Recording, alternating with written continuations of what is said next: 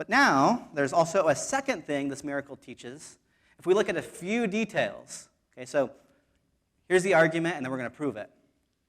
It shows that the kingdom and new creation has been inaugurated. And here's how. In Isaiah 35, we see what the arrival of God's kingdom looks like, and we see what will accompany the arrival of God's kingdom.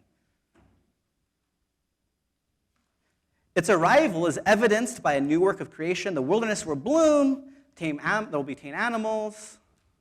And then Isaiah 35:6 says this.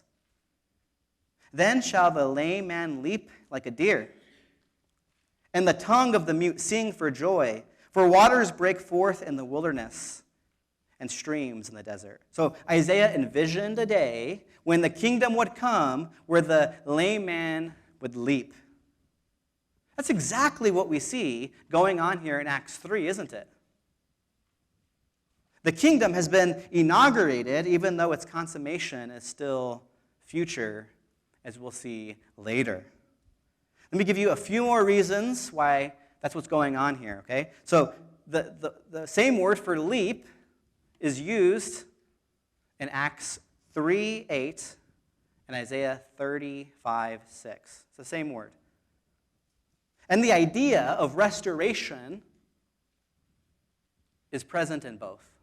Second, many Old Testament passages tell us similar things of what the arrival of the kingdom will look like. There's a plethora of verses, but Jeremiah 31:8, talking about the new covenant, Zephaniah 3:19, they describe a very similar picture of what we see here going on in Acts 3. Third, in Acts chapter 2, which Dan preached last week, we saw how the events at Pentecost was the reversal of Babel. And as Dan mentioned, this showed the inbreaking of the new creation. So Acts chapter 3 is just continuing to build off that theme. And fourth, we could give more reasons, but here's a few. Fourth, Peter, in light of the miracle, says that the kingdom has been inaugurated, but awaits consummation. So, let's look briefly at Acts chapter 3, verses 19 through 21.